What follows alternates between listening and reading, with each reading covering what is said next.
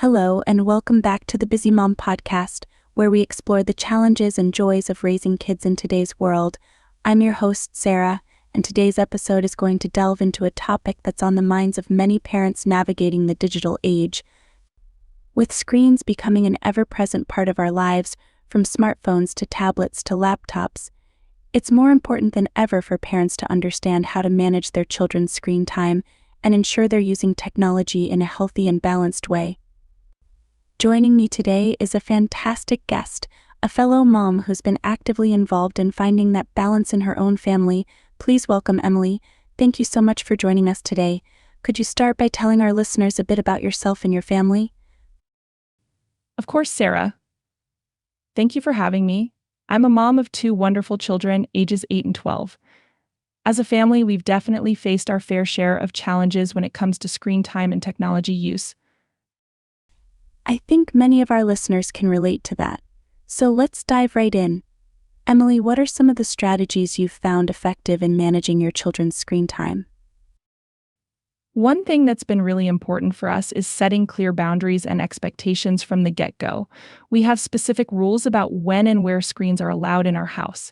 For example, no screens at the dinner table or in bedrooms before bedtime.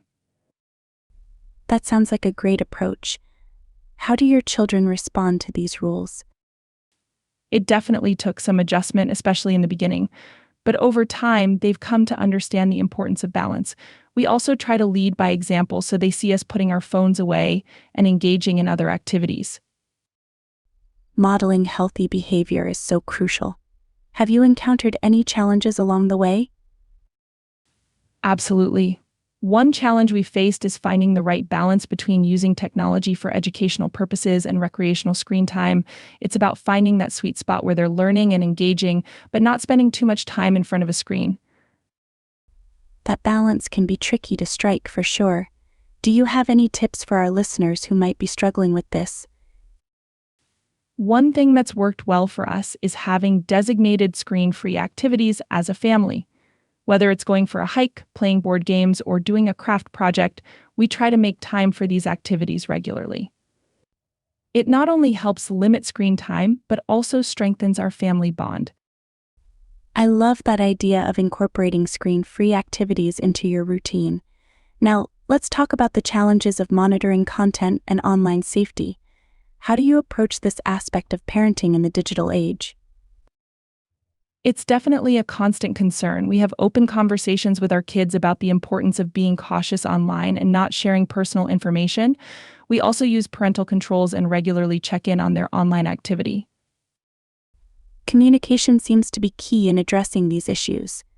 Have you had any difficult conversations with your children about what they've encountered online? Yes, unfortunately, we have.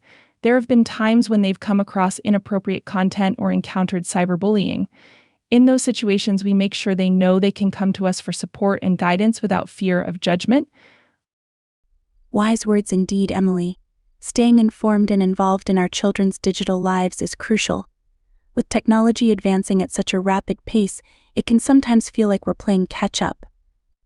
But by staying aware of the latest trends and challenges, we can better navigate this ever-changing landscape. Exactly, Sarah. Whether it's understanding the latest social media platforms or staying updated on online safety measures, knowledge is power when it comes to parenting in the digital age. And you mentioned seeking support from other parents or professionals if you're feeling overwhelmed. I think that's such an important point. Parenting can be challenging enough on its own, and adding technology into the mix can sometimes feel like navigating uncharted territory. Absolutely, Sarah. Parenting is a journey and none of us have all the answers. It's okay to reach out for help and support when we need it. Whether it's joining online parenting communities, attending workshops, or seeking guidance from a trusted professional, there are resources available to help us navigate these challenges. That's such a reassuring reminder, Emily. And speaking of resources, are there any specific tools or strategies that you've found particularly helpful in managing your children's screen time? One tool that has been incredibly useful for us is setting up parental controls on our devices and internet router. This allows us to manage and monitor our children's online activity, block inappropriate content, and set time limits for screen time. That sounds like a practical solution.